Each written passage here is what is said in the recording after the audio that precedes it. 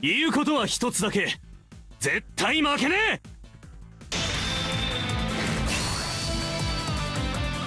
砕け散れ、お前らの希望と共に。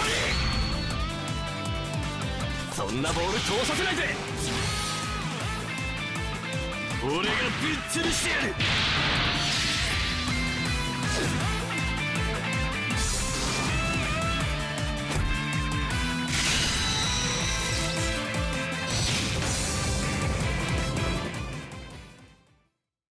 How's it going, everybody? This is Nothing Excess here with a new player analysis. Here we've got the Monsters of the Asian Continent banner with Cha In-chan, Xiao, Guang, and Synchrossert Bunak. Also, we're going to cover Lee Yong-un, who is an old, kind of crappy player that maybe because of all these new players coming out might finally have a little bit of space in the meta.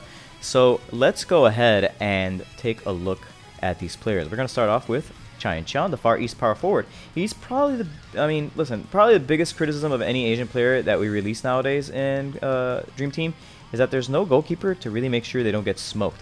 This child is a pretty solid shooter, only gets stronger when he gets in the penalty box. He can be taught a 500 momentum, 500 stamina shot if you're really willing to get rid of one nut, and you shouldn't be willing to. And if he's your primary scorer, you can do that, but even if he's not, he has the serviceable version of S Heavy Tank Shot, which is quite good. His passive helps him destroy Asian goalkeepers, so the two best Dreamfest goalkeepers are hurt by him, which is nice, although against Ken it's more of a push, you just only have the color advantage because of your passive. Also, his team skill helps even further with other Asian players. For his pros, he kills other Asian players, again, at 50%. He has pretty great stats, 11.7k shot, 9.7k dribble, 8.8k pass, and 8.2k tackle. His team skill buffs all non-Japan Asians at 50% and Japanese players at 8%, which is pretty great.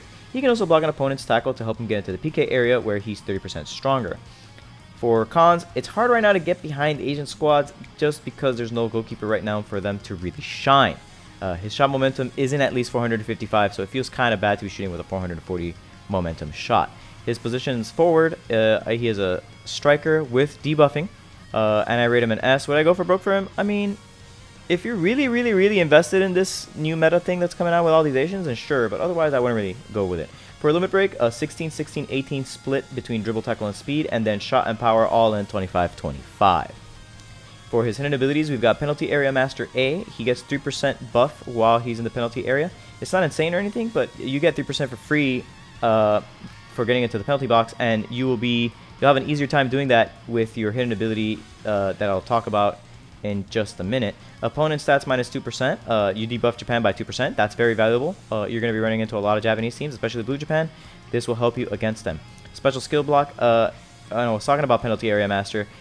If you want to dribble into the box, you have a 70% chance of disabling an opponent's tackle. That means that people will have to either throw huge numbers at you from like an intercept or some other skill to be able to try to stop you. He learned snow and snow cover resistance, which is whatever, it's PvE stuff, and he's not like junior youth, so it's not like you can use him in the EX5 challenge roads or whatever. And then my team, all stats plus 2%. If there were more viable non-Japanese Asian players, I could really see a greater amount of use for this. For now, it's just a neat way to make the Chinese, Arabian, Korean, and Thai players a little bit more buff. If they had a good goalkeeper, they might be a viable archetype, but they don't, so whatever. And now, if this sounds like this entire blurb came from the Fei Xiang video, that's because it totally did. I didn't even change it. For his stats, he's got 1080 stamina. As you can see, his offensive stats are quite good. That results in 9.7k dribble, 11.7k shot, 8.8k pass. His only defensive skill of note is 8.3k tackle. Everything else is sub 7,000. He is the second best tussler in the game at 10.8k. You'll almost never tussle in this game. It would imply that the ball is favoring the defender and you're in the box with the defender. Very rarely do you see a tussle, so it is what it is. Skill build, you'll see a lot of heavy tank skills here. S heavy tank shot, S heavy tank tackle, S heavy tank dribble, and S heavy tank pass. And that's just because the S heavy tank pass is technically farmable, which is good. S heavy tank dribble is not quite as farmable, but you can get it from the old crappy red version. S heavy tank tackle is what he comes with, which is quite nice, and S heavy tank shot. We all long for the day that a version of Lee Yong-un exists that isn't bad. That said, there's that other green Lee that gets quite a bit stronger if you play him with Cha. So it might actually be worth playing him as soon as they give him any amount of skill support. But what about that character? Let's talk about that character since he's otherwise never going to get reviewed or featured or ever talked about. So we have here, if you happen to have this guy languishing in your inventory and you didn't throw him into the mixer when you had the chance, I imagine you'll have had them there for some time, I have some decent news for you. In a full Asian team, there's some abjectly silly things you can do, especially with Ferran coming soon. If you run him with Cha on the field, just forget that his main stat is shot and build him full utility so that he can help bully defenders and midfielders at the side of the field. He primarily exists as a character that lets Cha use his 1-2, but he's also a decent skill user in a full green Asian team with middling stamina. That probably has actual value to people who may be interested in playing this character. Pros, if you play him with Cha, he has 8.8k dribble, 9k pass, 8.4k tackle, and 10.5k intercept. Because his passive is a 30% bump with Cha, limit breaking him is 1.3 times as effective. He has an A skill each for dribble, tackle, pass, and intercept, all of which are fairly common, so it's easy to level up. Cons, since he's mainly a shooter for some reason, and he has no shots worth giving him, you have this big stat that you can't do much with, and you're going to limit break him in a way that feels ugly. He's better off being used as a utility forward on the side. Limit break is a 16-16-18 split for dribble, tackle, speed, and 17-17-16 split for pass, intercept, technique. He is a forward. His roles are utility and enabler. I rate him a D without Cha and a B with Cha. Go for broke? No, please, just don't. Stamina 904, not very good. As you can see, his stats without Cha are abysmal. A lot of things under 6k. 8.1k shot and 8.1k intercept are the only things he more or less has going for him. But if you have him with Cha, all of a sudden his bad stats turn quite decent. He has 8.7k dribble, which is not terrible, 9k pass, 8.4k tackle, and 10.5k intercept. Sure, he has 10.5k shot as his primary stat, but his shot is so bad, there's really no reason to limit break it. You're never going to use it. You don't really get a whole lot of benefit from it. Even with the 12.5k from 12.5% from low ball, you're just not going to see a whole lot of improvement there. For his skill build, he comes with low flying overhead kick, so you're going to have to leave that there. He comes with strong tackle and swift interception, which makes it easy to just give him technical pass and smooth ball keeping from SSR versions, the other ones. I think it's the League one. Or actually, I think he's from Online Coin. I don't remember. Someone will put a comment in the video. We all long for the day that a version of Lee Yong-un exists that isn't bad. This one's okay if you play him with Cha, but only if you play him with Cha, as it allows Cha to use his 1-2, which is nice, and severely buffs this one. The buffs also help him when interacting with opponents, as he has access to a lot of generic decent A skills that he can get, and then he can get them to A50 or higher pretty comfortably. He's not great, but he's a huge annoyance to any defender or any attacker that he might run into. If he had a 1-2, he'd be better. Next up, back to the banner, is Xiao Guang, the Fearless Wild Dragon. I'm a little surprised with the release of this Xiao because there is another Xiao that's red that learns Super Speed, Kickback Cannon, S. I actually thought they'd give him a hidden ability evolution because he's still kind of okay, but we got this one instead. He's an auto interceptor with a decent, if expensive, pass cut ability. He comes with an S precise pass, which isn't farmable yet unfortunately, and an A block, which is the thing he's second best at.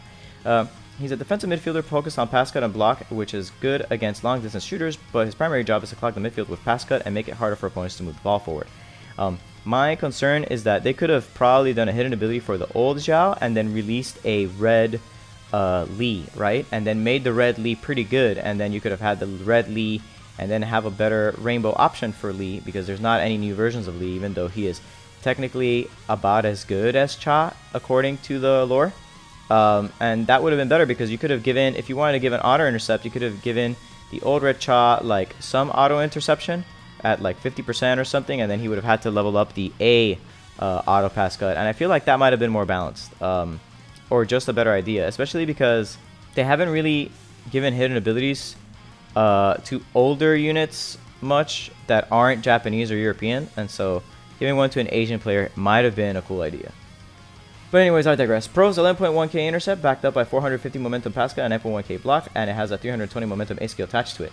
He has 8.3k tackle to bring up the remaining defensive abilities. He also has the non-Japan Asian 50% and Japanese 8% team skill, which is great. For cons, he would have been better as a dual position defensive midfielder and defender, because defensive midfielders with auto cuts are way better when you can pump speed, tackle, intercept, and technique. Block is not a good synergy on them. For his limit break, it will be probably, depending on whether you value the block or not, you will either take tackle speed 25-25, intercept technique 25-25, or you will probably do speed 25, block 22, 03 power, and then intercept 25, technique 25. For his stamina, 959 stamina, you can see that the tackle, block, and intercept are pretty decent. His dribble 6.8k, whatever. His shot and pass are also whatever. But his tackle 8.3k, not too bad. Block 9.1k and intercept 11.1k, rounding it out. For his skill build, S kickback intercept and A precise pass, things that he comes with. A kickback block, also something that he comes with. Also, you can teach him the A killer tackle and the A super speed kickback cannon. You only have the super speed kickback cannon as a clearing method in case you're up against a good pass cutter and you actually forgot to not get into a matchup. Kickback intercept is good enough that you don't need to use the aerial double and a half twist interception from the Dreamfest version. It's only 5 momentum weaker and you're not replete with skill space. Sure, kickback intercept is 3 stamina more expensive, but you're not going to match up that often and it's just fine for auto pass cutting. Finally, we have Sync Bunak, martial art football. Sure, there is that Napoleon out there from the World Cup that thinks he's clever, what with his passive that just doesn't kill just goalkeepers, but also kills defenders. He has an easier time getting up close. Well, here's a Bunak that doesn't just kill forwards, but he also kills attacking midfielders who are trying to deliver the ball. If an opponent's forward or attacking midfielder are trying to get in close, just kick them in the stomach with the ball and pass the ball away and end your manga chapter talking about how the pitch is a battlefield. You go, Bunak. You go. Pro's 10.8k tackler backed by a 455 momentum tackle and a 10% foul rate. Great skill support and 9.6k block as a backup. He has team skill buffs, which buffs all non-Japan Asians 50% and Japanese players 8%, and that's great.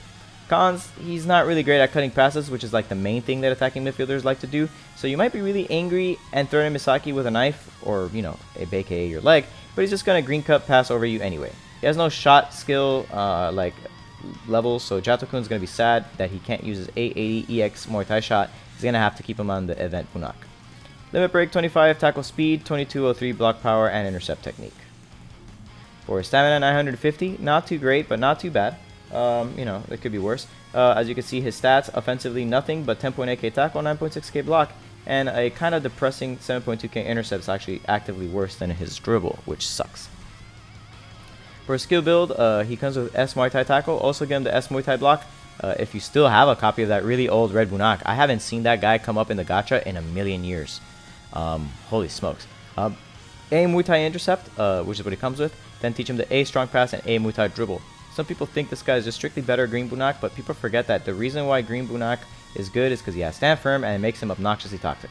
Meanwhile, this guy's just going to have to tackle someone's legs clean off if they try dribbling. He's going to have some trouble intercepting passes, which is the same issue that the previous Xiao has as well, but he at least has a passive, well, the last Xiao doesn't have the trouble with the interception. What he has is that he's focused on interception, but he can't tackle, so he doesn't have the right skill that normally would back up the same thing. He at least has a passive that can help him if he gets himself into too much trouble. Unlike the World Cup event Bunak, he has no shooting stats, so you can't take the ball and just kick it back at the opponent's goalkeeper with full disregard for your safety. Now guys, thank you all for checking out this video. If you enjoyed what you saw, please go ahead and click the like button and leave a comment telling me what you think of these players or of the video. If you want to see more videos like this, make sure to check out the rest of the channel, and if you would like to know when I upload new content, don't forget to subscribe and click the little bell icon to be notified of when new videos or posts are made. If you would like to monetarily support the channel, you can leave me a one-off tip by clicking on the Streamlabs link in the description, or you can support me monthly by joining my Patreon community. You can enjoy the unique benefits available to my Patreon subscribers. You can also check that out by clicking the Patreon link below in the description. Thank you guys for checking this out. I hope to see you all soon.